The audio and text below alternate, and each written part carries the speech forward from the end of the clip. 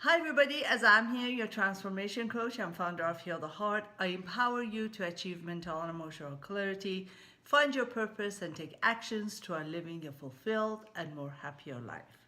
This is another video from the Bits of Inspiration series where women come to share their stories with the hope that they can empower and inspire others to live a happier and more fulfilled life.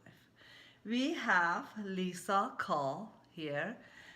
She was born and raised in Santa Clarita. She is the mother of a beautiful 13-year-old daughter.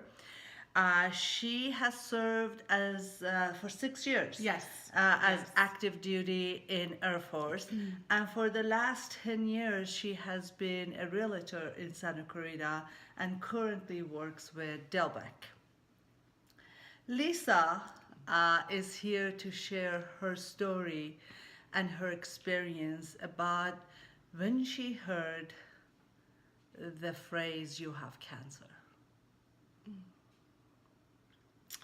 Yes, when the doctor declared I had cancer, I was upset. I was angry, and I didn't want to believe him. And I questioned him. I'm like, "How do you know?" He actually told me before I got my biopsy results. In fact, he told me the second we finished with my biopsy when we were sitting, in the Kaiser. And he said, "I'm expecting the results to come back positive for cancer." And I was incensed, and I didn't even apologize. I was just out there like, "Are you kidding me? Like, how do you know? How do you know? How do you know Yeah. without the result?" And as we discussed this, he was explaining about how tumors grow in your body. And he explained that your body naturally produces different anomalies, and doctors know when it's normal because of the shape. And this shape was not normal. In fact, if I can describe it, it was a shape of a butterfly. And it was not symmetrical, it wasn't even. The edges of it were very crude. So I was in disbelief. I didn't want to believe it. But then the way he described it to me, it made sense. And the different procedures that were performed leading up to the official diagnosis, I would lay there and I would look at the screen so I could see what he was Yes. talking about. So Yeah. I'm a very visual person, and I Exactly. could see, oh yeah, that's exactly what he described. And that's how I knew. And then 2 weeks later, that's when we got the confirmation. The test came back positive for cancer. At first, I was upset that I knew before the official results came in, but now that I look back, I am so glad that I knew what was to come. And I think he was so positive that he knew it's a process. It's a process to digest and accept. So looking back, I'm glad I had the time to just soak it up. Now, during this time, of course, I did become very sad. And I think I became paralyzed. I was just numb. I sat on my couch literally for like 2 weeks. I wasn't even the one who told my husband about the diagnosis. I had my cousin with me in the room during the biopsy, and she was the one who called my husband to let him know before we actually got back home when the procedure was finished. And I was just in a state of numbness. I was in a state of paralysis. It's shocking. It's shocking because this is so cliche, but you don't think it's going to happen to you. Exactly. 1 in 8 get diagnosed with breast cancer. Yeah. So So I've experienced hearing those words, not for breast cancer, but for my thyroid. So before he gave you the information, the news, as you were going through the process, the tests and everything, was there at any point that you knew that this is not normal, and that you actually did something inside you know? that's an excellent question, because The months leading up to my going to get my mammogram, I had not had one in 3 years. I wasn't feeling my normal self. So sorry, important to get Yes. annual mammograms. Please do not be me. And testing yourself, Yes. you know. I had waited 3 years before I had this test, and I should not have. I had a story in my head. My family didn't have a history of it, so I was like, I don't need to go, I'm fine. And I wasn't. So the months leading up to this diagnosis, I just wasn't feeling myself. I was fatigued. There was something that I felt like I just wanted to sleep all the time. I just needed a break from life, and I couldn't pinpoint it. Yeah. And I'm really good at self-diagnosing myself. And so my husband would say, go to the doctor. We have great insurance. What are you doing? Just go to the doctor. I'm like, leave me alone. Yeah, I know what my body is telling me. Yeah. And I'm like, okay, my body is saying, you're not feeding me right. You're not exercising like you normally do. You're not going on your hikes.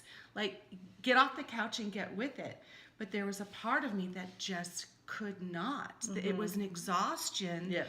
I just did not know how to explain. And so he kept saying, go to the doctor, go to the doctor. And it got to the point where I just wanted to kind of, like, leave me alone. I made an appointment. Are you happy I made this appointment? Now I'm going to go. And so, I wasn't planning on a mammogram per se. I thought, let me just go in and get a physical. It's time for me to get my colonoscopy. I'm at that age. And a notification popped up from Kaiser that said, you're overdue for your mammogram. Yeah. So I thought, oh, that's an easy one. I can go in. I'll do it really quickly. No problems. But when I went in to get the mammogram done, I got called in for the second time. There was something weird going on inside of me. I don't know how to explain it. And I was like, I don't belong here. I don't want to be here. This doesn't feel right. And I sat in this small room with other women, and I was like, I don't belong here. I started crying. I'm like, I just want to go home. And even the nurses were like, what's wrong with you? Like, you're not behaving normally. And at the end of the day, I was the one left there talking to the doctor and the nurse, having the pre-cancer briefing. Everything that you said, being exhausted, not having the energy to move, and trying and pushing yourself, but there is something in your body. It's like your body is trying to conserve its energy to deal. This is how my experience was as well. And then what I was referring to, I wanted to see if other women feel the same way. As soon as I went in and they did the ultrasound, when the doctor the doctor calls, like, if there's nothing, it's okay. They call a couple of days later. Yeah. But she called me the night of at 7:00 at night. Oh, wow. And as the phone rang, it was, it was like I knew. And when she said, we're going to send you for a second, and I knew this was not the regular process. And so after going through the shock and after learning what the next steps were, how did you start dealing with it? Did you just because some of us lose hope, some of us right there give in. What was your mindset? Was it that, this is going to get me down, or this is, I'm going to beat this? Well, I will say that each day is so different. You're on a roller coaster ride of emotions. Yes. One day you feel hopeful, you feel strong, and I'm going to get through this. And the next day it's like, oh my gosh, I have like this death sentence hanging over my head. So possible. Yeah, possible, true. Yeah. And this is breast cancer is a most survivable cancer. There's no reason not to survive it. Yeah. For me, I went into information gathering mode. I just started reading as much as I could. In fact, there was still a moment inside. I was like, I don't have it. Like this, they're wrong. I don't have it. I don't. But I kept Not reading. anymore. Not anymore. That's right. But I kept reading and gathering more information. I felt educating myself was going to be my most powerful tool. Exactly. Yeah. And, when you're diagnosed and then they say, okay, we need to start treatment right away. These are the steps we need to take for your particular diagnosis. It goes very quickly. It goes so quickly. In fact, I didn't feel I really had enough time, even with as much reading as I was doing, to soak it all up. And I knew immediately that I had to do the most extreme measure because I did not want to deal with this moving forward, meaning I didn't want to have continued hospital visits. I didn't want to have continued hospital procedures. I did not want my life to become, it's all about mommies in the hospital again. I have a 13-year-old daughter, and my focus that kept me up, that kept me going, really was my daughter, was my family. Like, I have more to fight for and to live for than just myself. And that made me step outside of myself. And that kept the will to fight. So you had the double? I had the bilateral mastectomy, which is a double. Okay. Yes, I decided that I'm not messing around. I want it all out. I was just diagnosed in my left breast. That was the one that was affected. So I was very strong in my convictions, but there were times I had doubts, and I oscillated back and forth. Am I doing the right thing? My genetics came back with no markers.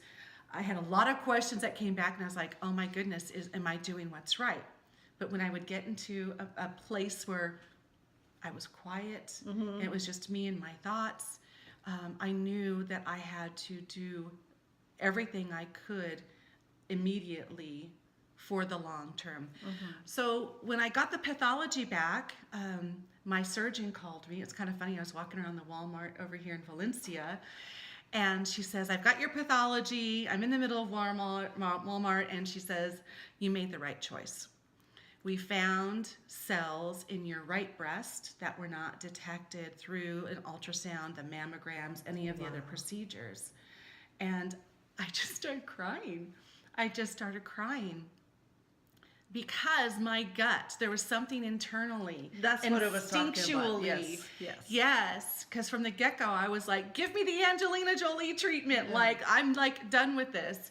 And going back and forth with questioning it, looking back, I'm like, I made the right decision. As scary as it was, I trusting that intuition, that inner voice, it pays off. Yes. It pays off when you listen to it and not second guess it. Yes. So I'm very so grateful. Yeah. So grateful. Everybody has that voice inside, Yes. and that wise within, which I call that. It's stronger in women, and we need to trust that. We need to pay attention, not keep pushing it away and ignoring it. Yeah. Because we know. We do. We do. Yeah. And even there are times where I've made choices and I knew I was going against my gut, and looking back, I'm like, oh no, see, I proved to myself. I have to trust it. Yeah. Yes. Yes. Now, and you had the reconstructive. So how does that feel? You see people doing that, but I don't know how it feels. Right. So can you? Sure. It's an interesting process. I did have implants in before. I originally was a C cup, and then I put implants in when I was in my mid-30s. It was just a choice I decided to make at that time, and I became a double D. And through the mastectomies, the implants were removed, and I opted for reconstruction right away. So I had 2 surgeons in the operating room. When the one surgeon was finished, the next one came in and put in what's called a temporary expander.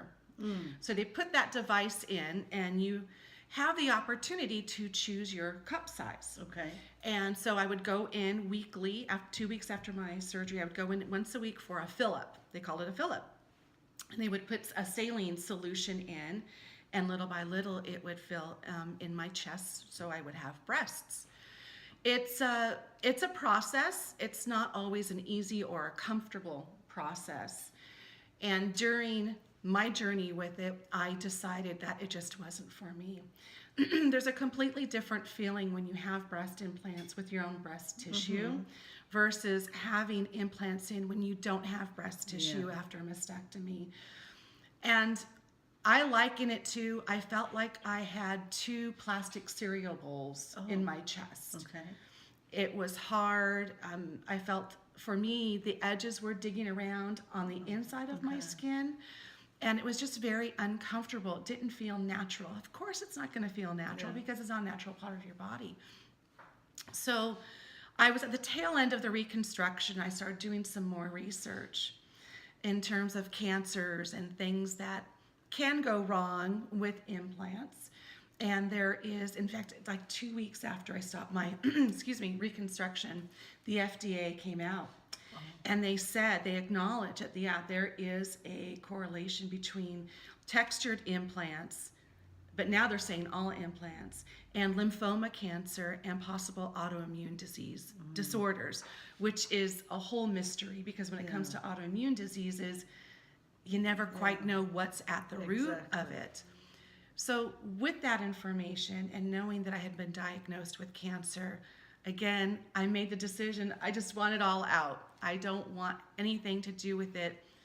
Anything that I can do on my own choices to lessen the percentages of my getting cancer again. So I decided to have them removed. Because it is something, like you said, it is natural it is not natural to your body. It is not, as it is, or when, even if it is natural, like our natural tissues respond to the environment and to what we expose ourselves. Yeah. And just think about bringing something that is not natural inside our body. Right. So that is the part that I'm having difficult time with. It's such a personal choice, so personal, like no judgments. Exactly. Everyone has to make their own conclusion. Definitely. I'm very clear that not every woman that goes through this will make the choice that I do, and that I did make with having all the reconstructive devices taken out. In fact, only 50% of women choose not to have reconstruction after breast cancer. Okay. Yeah. So going back to the foreign devices, I'm so glad you brought that up, because our bodies are amazing. I've never been more amazed about what our bodies can do and what I've learned through this journey. And when we do have a foreign body put into our systems, our body reacts, and there's what's called a capsule that forms around those foreign bodies, and it forms around a breast implant. And that capsule can cause a number of things, one of which is called capsular contraction. And a number. So it's a natural part of. It's like body's defense system. Yes. Okay. Yes, because your body's like, what is this in my? What is this? Like, you don't belong here. So it's almost like an army of cells and tissue that go to the foreign device in your body, and they protect your body from it because they don't know what it's going to do. Our immune systems, can I just tell you, are incredible. The intelligence They're incredible, that exists incredible. And the one thing that we can do to fight off any disease, any depression, any cancers, is to ensure that we have a strong immune system. Yes. And the only way to do that is to take amazingly good care of ourselves and respect the machine that our body is. Yes. Yeah. Holistic. It's not just taking vitamin. It's not just exercising and over-exercising ourselves. Right. It is like mind, body, and soul. It is the vitamins, the meditations, the exercises, and everything that it's combined. Put our being into a state that it has all the tools and resources to protect itself. Yes. So, yeah. With cancer, I think the big question comes up is, how did I get this? Why did this happen to me? And there isn't one straight answer, because the equation that makes up equal sign you've got cancer, it's a very long equation. There are so many factors that play into it. Yes. So as we are wrapping this up, what is one thing that you would like for people who are watching this, especially women who are Yeah. watching this, to learn or to take away from your story?